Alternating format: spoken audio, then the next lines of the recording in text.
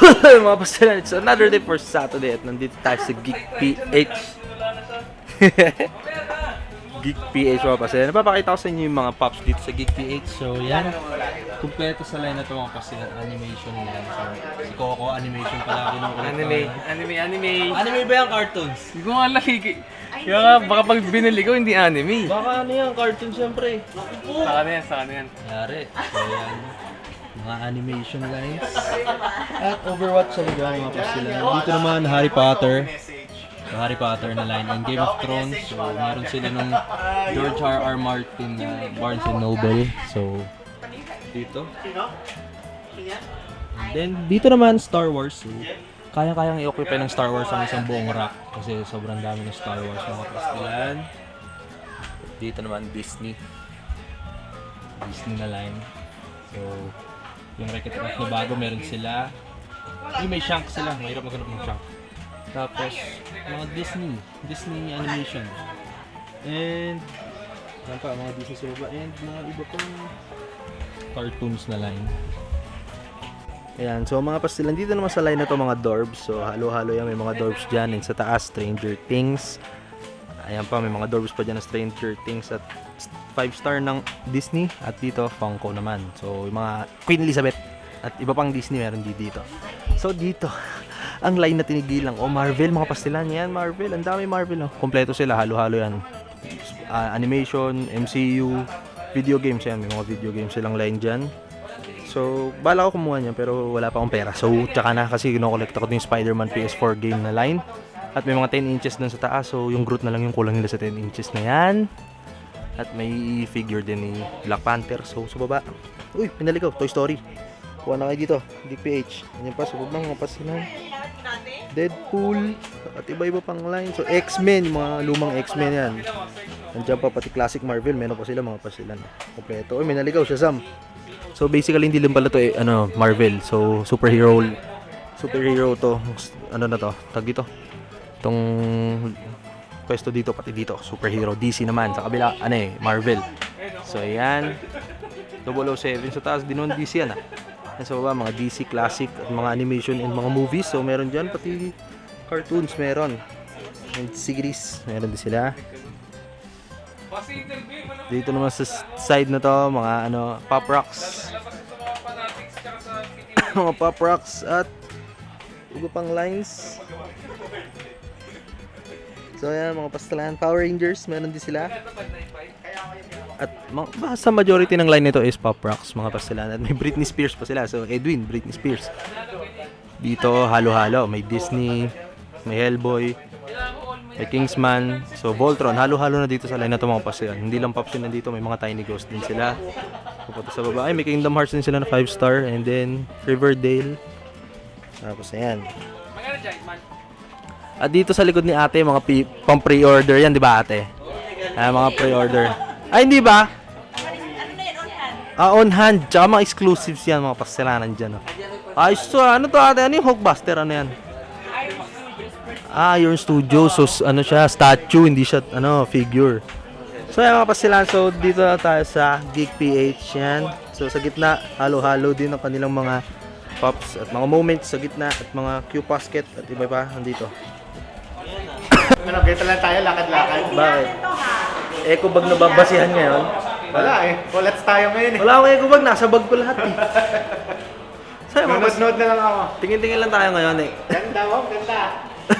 Sa'yo mga pastilan, hindi lahat ng toy stores ay nasa Shopsville Plus. So meron din dito sa V-Mall. V-Mall to, di ba?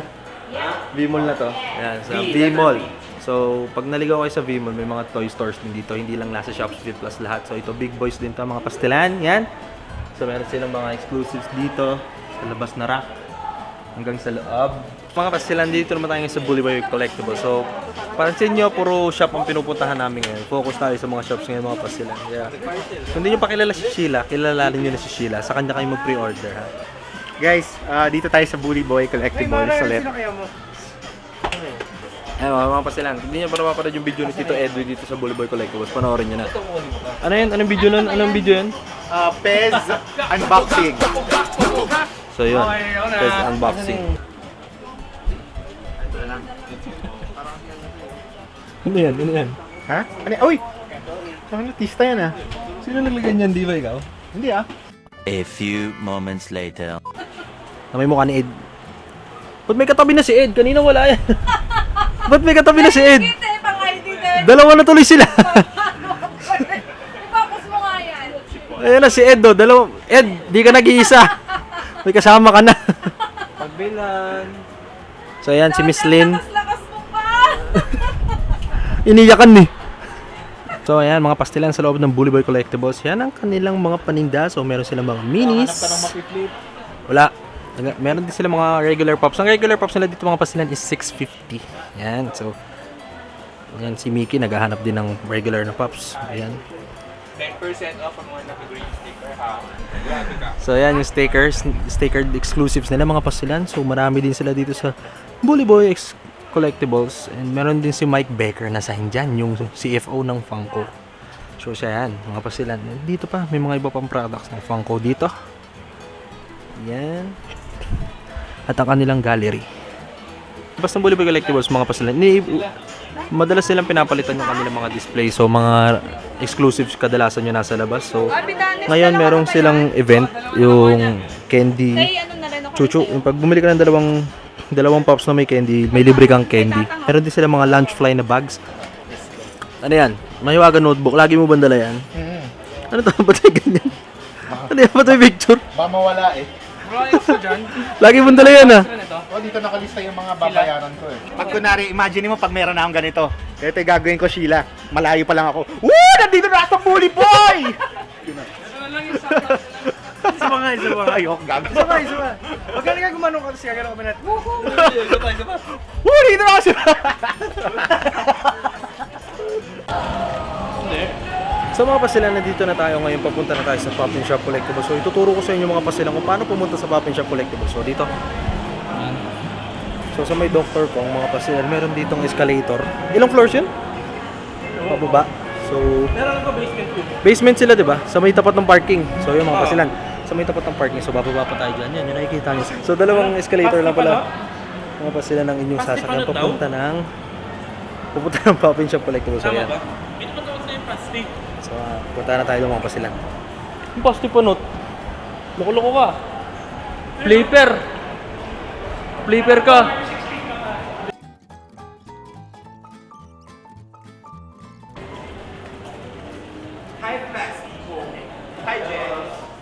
And there you go, Pocket Shop Collectibles, mga pastilan. Yan, dito na ang official distribution center ng Fire Sale. Pre.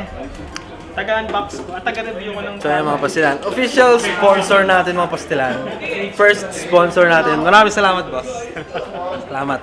So mga pastilan, abangan nyo sa aking channel unang review ng first ever sponsored item. Kaso wala akong grail na ilalagay dito eh. Mag-review ka, hindi tayo magbabasa. Papasagin na, i-reviewin, hindi papasagin na. So yan mga pastilan, abangan nyo sa ating channel. Maraming salamat Papa Shop Collectibles. Ang sarap sa pakiramdam ng may sponsor. At nalimutan ko, meron pa pala akong pick up ngayon. So, at Melo. Mini, tsaka yung Pikachu. So, mga pasilan, konti lang holds natin yun eh. Tsaka Pikachu. So, yan lang ang holds natin mga yung pasilan sa ngayon. At meron pa pala. Nalimutan ko. Si Vayne ng League of Legends. So, ayan. So yan mga pasilan, alam nyo na kung paano pupunta ng Pop and Shop Collectibles at tinuro ko na sa inyo ha. So ito yung mga pops sa Pop and Shop Collectibles. So majority ng kanilang pops ay mga stickered. So huwag kayong mag-expect dito na madali mahanap yung kanilang mga pops kasi hindi lahat madaling mahanap kasi yung iba ay stickered at exclusive. So yan, meron pa rin silang promo na Funko exclusive at 700 lang mga pasilan. So mga stickered at mga hard to find pops 700 lang. And then sa baba, ayan. So lahat talaga karamihan ng mga kanilang paninda ay mga stickered. At may mga grails pa, di ba?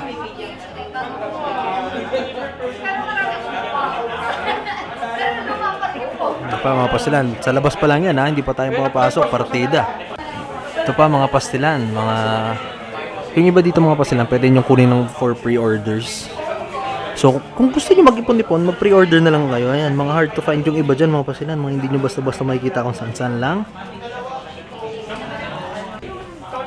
O, di ba? Mga pastilan, mga hard to find yan. Mga NBA Pops na hard to find. So, meron din sila dito. Ayan, Dwayne Wade tuloy, LeBron James at Dwight Howard. So, sa baba, meron din mga deluxe at mga bagong dating. At dito naman sa side na to is, oh my God. Alam niyo ba kung magkano yan, mga pastilan? 100,000 lang naman mga pastilan. 100,000. Diba? Mga iba pang hard to find na pops dito mga pastilan sa Pop and Shop Collectibles. So ayun mga pastilan sa side na to mayroon pa mga hard to find na pops. So, hindi naman ganun kamahalan yung mga nandito sa part na to. Kasi ito yung mga bagong release. Pero ito, ayan mga pastilan. Nakita niyo yan? Ayan lang naman yung mga pastilan. No? $475. Ate, nabili na to? White Ranger. Magkano ate? 30? Oh, 38,000 daw mga pastilan. 38. Pero ang price niya talaga is sa ibang bansa is $475. So yan mga pastilan. Meron pa dito mga hard to find na pops. At mga grails. Ayun, no, limited to ilang piraso lang yan. No? 480 pieces. Diyos ko. Pwede ka na bumili ng kotse sa ibang mga nandyan eh. Yan pa mga pastilan, mga hard to find. Dito rin sa side na ito. Sige po, at si ate yan. Si ate sa PNS mga pastilan. Siya yung inyong makikita. Kaya be sure to be mabait kay ate. Yan, mga iba pang paninda ng PNS. At syempre, ang ating re-reviewin ang kanilang premium case. So, mga pasilan, tayo magpapaalam na sa Pop and Shop Collectibles. Maraming salamat ulit sa aking first sponsor. Sarap pakinggan. Sponsor na ako mga pastilan. Pop and Shop Collectibles. Mga boss, salamat. Alis na ako, boss. Thank you. Boss Mike, salamat.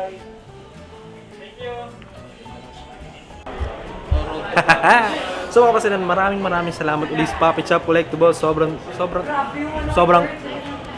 saya mga pasilan. Kita ko lang naman sa inyo yung binigay sa akin ni Boss Mike. Boss Mike Gomez, maraming salamat. Personal grill. Binigyan niya ako ng Tiny Rick mga pasilan. Tinanong niya pa nga kung anong lines ko daw eh. So, binigyan niya sa akin ito. Maraming salamat. Boss Mike Gomez of Pop and Shop Collectibles. Nagamit ko agad yung binigay mo protector. Diyan ka sa likod eh.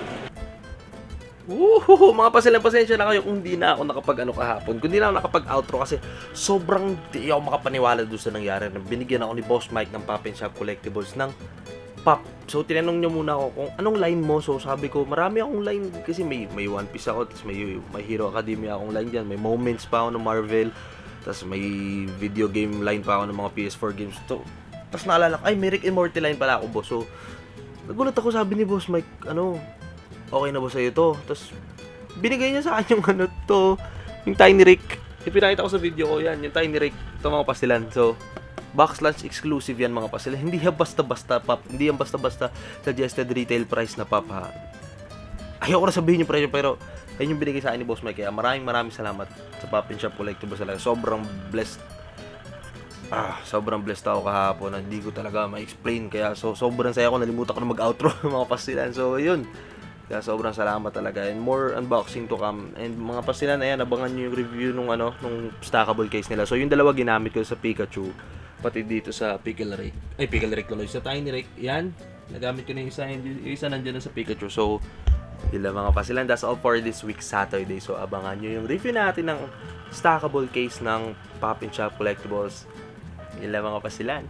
Paalam! Like, comment, subscribe, follow me on all my social media accounts. Paalam!